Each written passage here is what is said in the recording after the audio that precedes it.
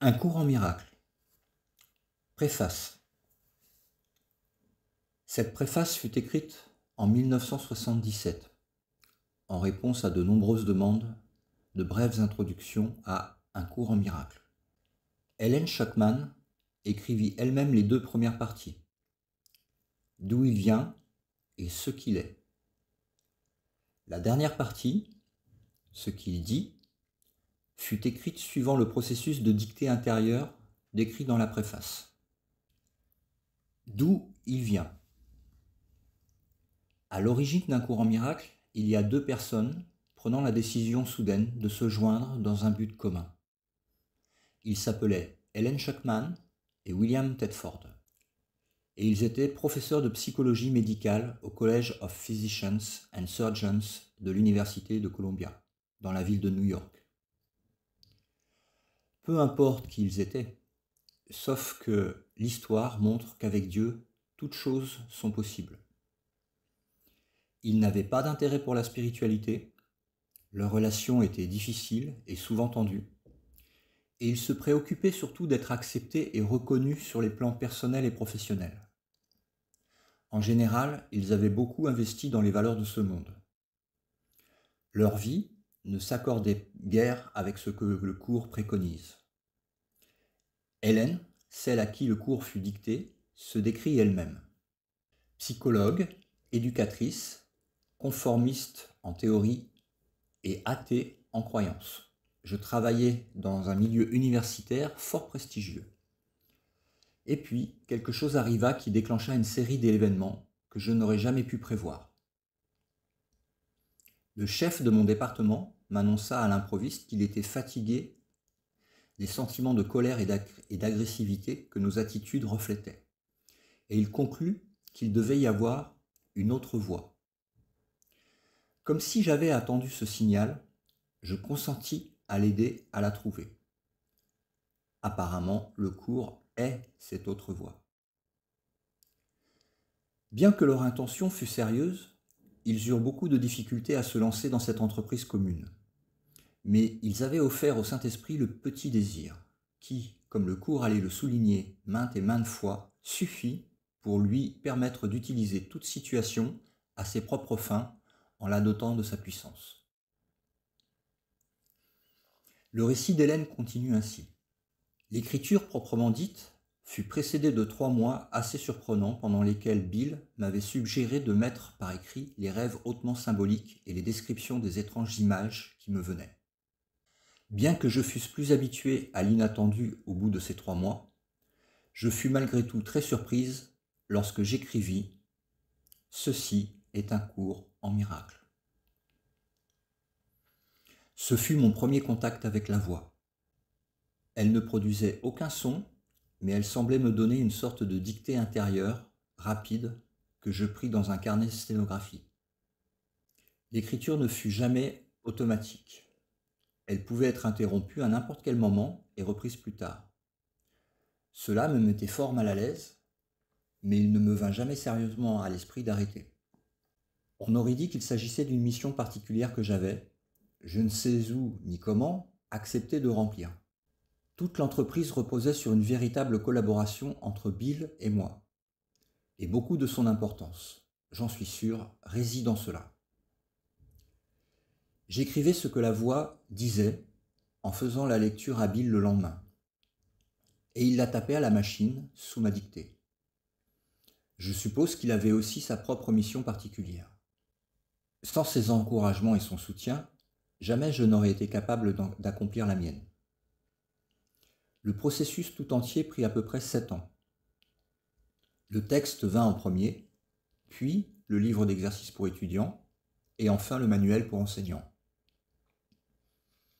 Seuls quelques changements mineurs ont été apportés, les titres des chapitres et les sous-titres ont été insérés dans le texte, et certaines des références plus personnelles qui vinrent au commencement ont été omises. À part cela, le texte est essentiellement inchangé.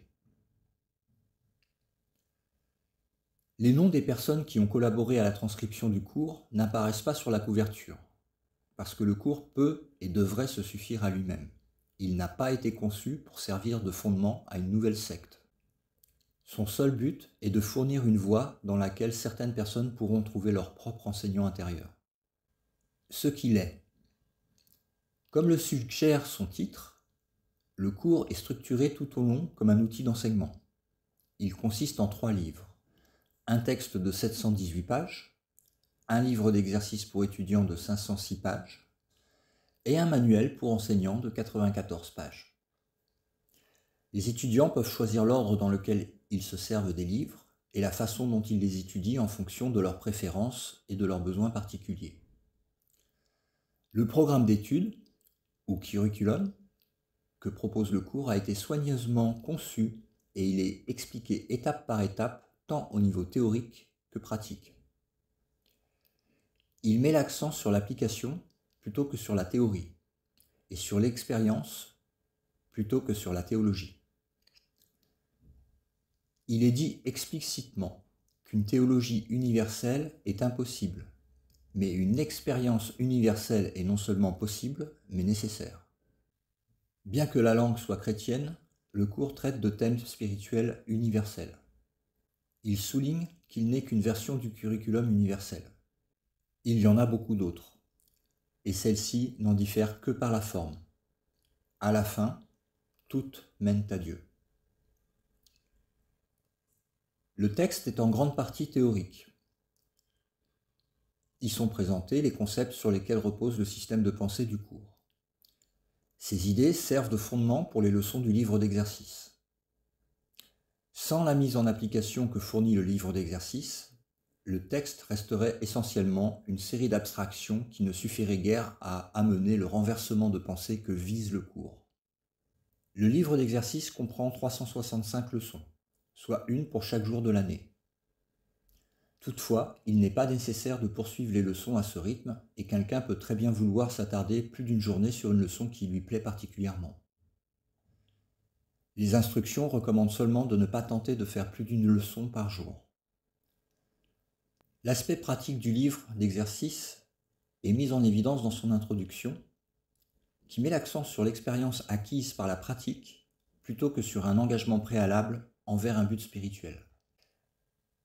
Certaines des idées que présente le livre d'exercice te paraîtront difficiles à croire. D'autres te sembleront tout à fait surprenantes. Cela n'a aucune importance. Il t'est simplement demandé d'appliquer les idées de la manière indiquée. Il ne t'est pas demandé de les juger, il t'est simplement demandé de les utiliser. C'est leur utilisation qui leur donnera une signification pour toi et te montrera qu'elles sont vraies. Souviens-toi seulement de ceci. Tu n'as pas besoin de croire les idées. Tu n'as pas besoin de les accepter. Tu n'as même pas besoin de leur faire un bon accueil. Il se peut qu'à certaines d'entre elles, tu résistes activement. Rien de tout cela n'a d'importance. Et leur efficacité n'en est pas diminuée. Mais ne te permets pas de faire des exceptions dans l'application des idées que contient le livre d'exercice. Et quelles que soient tes réactions à ces idées, utilise-les. Rien d'autre que cela n'est requis. Enfin, le manuel pour enseignants qui est écrit sous forme de questions et réponses fournit des réponses à quelques-unes des questions les plus susceptibles d'être posées par un étudiant. Il contient aussi une clarification de certains termes que le cours utilise. Le texte, servant de cadre théorique, a ses explications. Le cours ne prétend pas être définitif, pas plus que le livre d'exercice n'est destiné à compléter l'apprentissage de l'étudiant. À la fin, le lecteur est laissé entre les mains de son propre enseignant intérieur, qui dirigera tout enseignement ultérieur comme il le jugera bon. Quoique le cours couvre une vaste sphère, la vérité ne peut pas être limitée à une forme finie, ainsi qu'il est dit clairement dans l'énoncé à la fin du livre d'exercice. Ce cours est un commencement et non une fin. Il ne t'est plus assigné de leçons précises car il n'en est plus besoin. Désormais, n'écoute que la voix pour Dieu. Il dirigera tes efforts en te disant exactement quoi faire, comment diriger ton esprit et quand venir à lui en silence, demander sa sûre direction et sa parole certaine. Ce qu'il dit. Rien de réel ne peut être menacé. Rien d'irréel n'existe. En cela réside la paix de Dieu. Ainsi commence un courant miracle. Il fait une distinction fondamentale entre le réel et l'irréel, entre la connaissance et la perception. La connaissance est vérité, sous une seule loi, la loi de l'amour de Dieu. La vérité est inaltérable, éternelle et non ambiguë. Elle peut ne pas être reconnue, mais elle ne peut pas être changée. Elle s'applique à tout ce que Dieu a créé, et seul ce qu'il a créé est réel. Elle est au-delà de l'apprentissage, parce qu'elle est au-delà du temps et des processus.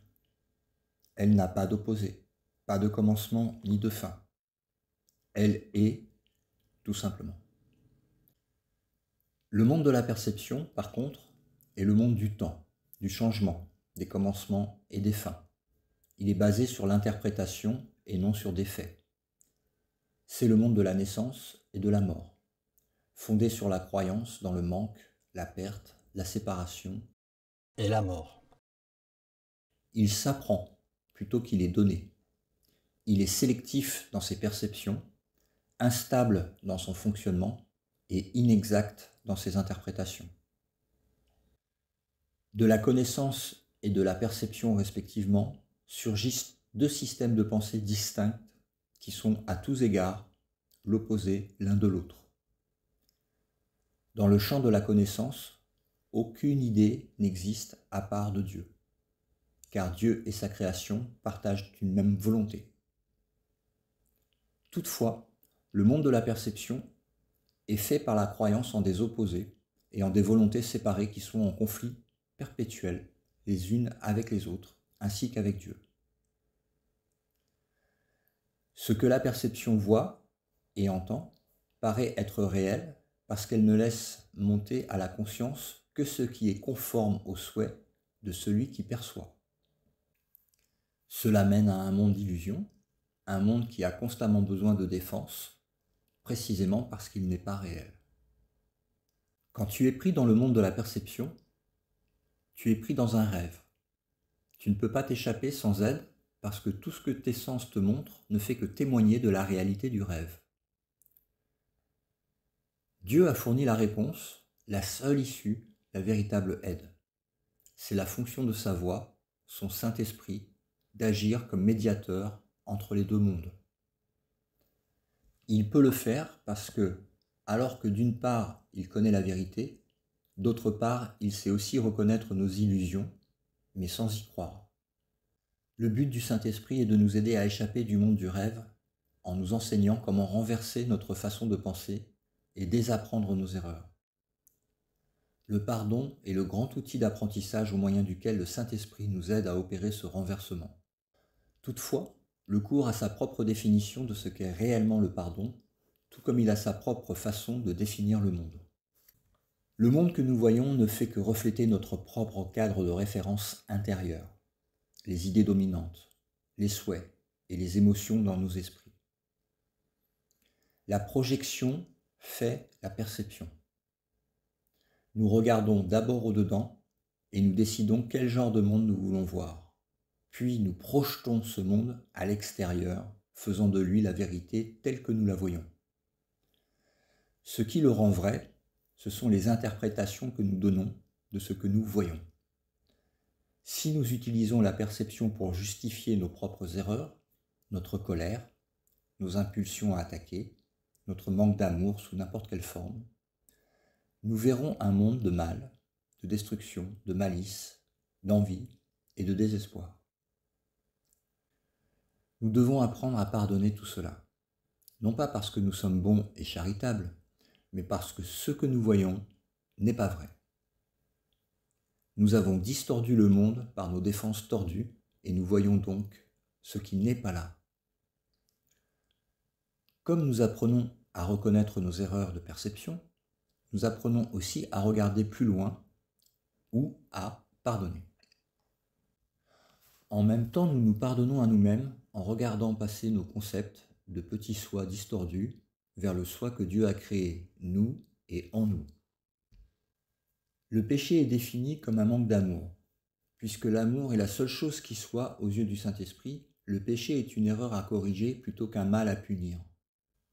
Notre sentiment d'insuffisance, de faiblesse et d'incomplétude vient de notre énorme investissement dans le principe de manque qui gouverne le monde entier des illusions. De ce point de vue, nous recherchons en autrui ce que nous ressentons comme un manque en nous-mêmes. Nous aimons autrui pour obtenir nous-mêmes quelque chose. C'est cela en fait qui passe pour de l'amour dans le monde du rêve. Il n'y a pas plus grande erreur, car l'amour est incapable de demander quoi que ce soit. Seuls les esprits peuvent réellement se joindre, et l'homme saurait séparer ce que Dieu a joint. Toutefois, c'est uniquement au niveau de l'esprit du Christ que l'union véritable est possible, et n'a, de fait, jamais été perdue. Le petit moi cherche à se grandir par l'approbation extérieure, les possessions extérieures et l'amour extérieur. Le soi que Dieu a créé n'a besoin de rien. Il est à jamais complet, en sécurité, aimé et aimant. Il cherche à partager plutôt qu'à obtenir, à étendre plutôt qu'à projeter. Il n'a pas de besoin et il veut juste se joindre aux autres dans la conscience mutuelle de leur abondance. Les relations particulières du monde sont destructrices, égoïstes et puérilement égocentriques. Pourtant, confiées au Saint-Esprit, ces relations peuvent devenir ce qu'il y a de plus saint sur terre, les miracles qui indiquent la voie de retour au ciel. Le monde utilise ces relations particulières comme une arme ultime d'exclusion et une démonstration de séparation. Le Saint-Esprit les transforme en de parfaites leçons de pardon et d'éveil du rêve. Chacune est une occasion de laisser les perceptions être guéries et les erreurs être corrigées. Chacune constitue une autre chance de se pardonner à soi-même en pardonnant à l'autre. Et chacune devient encore une autre invitation au Saint-Esprit et au souvenir de Dieu. La perception est une fonction du corps, et elle représente donc une limite à la conscience. La perception voit par les yeux du corps et entend par les oreilles du corps. Elle évoque les réponses limitées que donne le corps. Dans une large mesure, le corps semble avoir sa propre motivation et être indépendant. Or, il ne fait que répondre aux intentions de l'esprit. Si l'esprit veut l'utiliser pour l'attaque, sous quelque forme que ce soit, il devient la proie de la maladie, de l'âge et du dépérissement.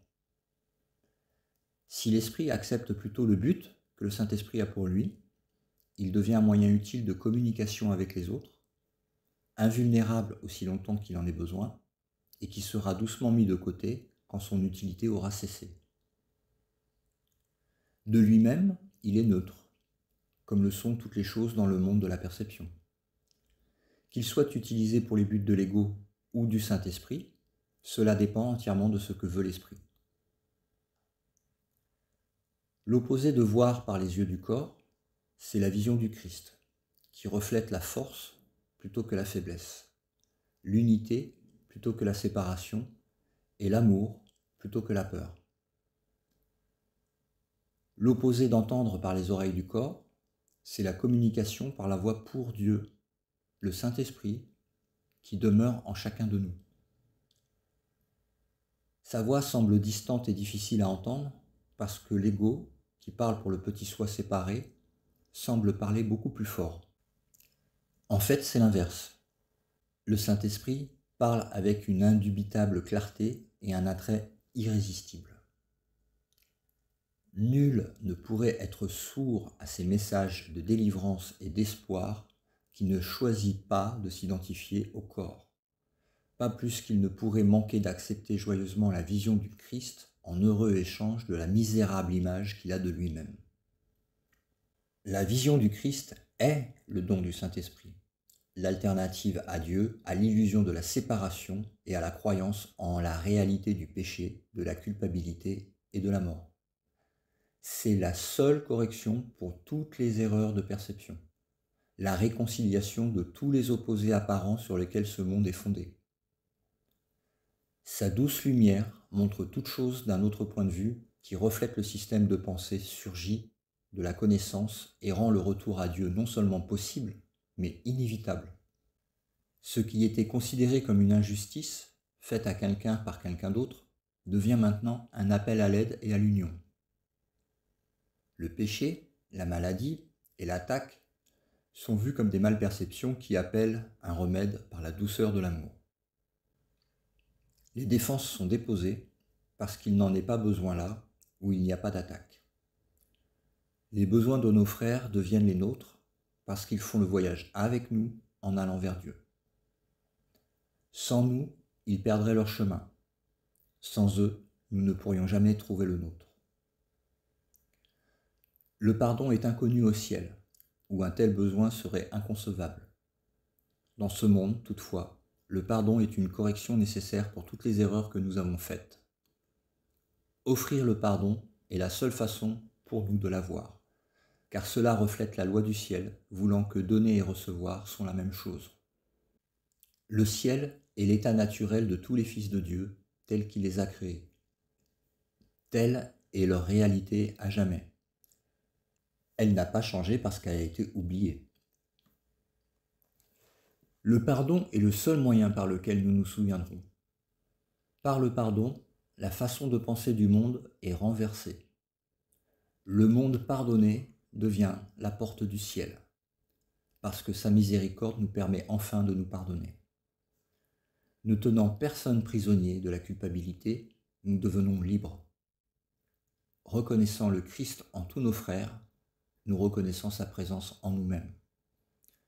Oubliant toutes nos malperceptions, et sans rien du passé qui puisse nous retenir, nous pouvons nous souvenir de Dieu. Au-delà de ça, l'apprentissage ne peut aller. Quand nous sommes prêts, Dieu lui-même fait le dernier pas de notre retour vers lui.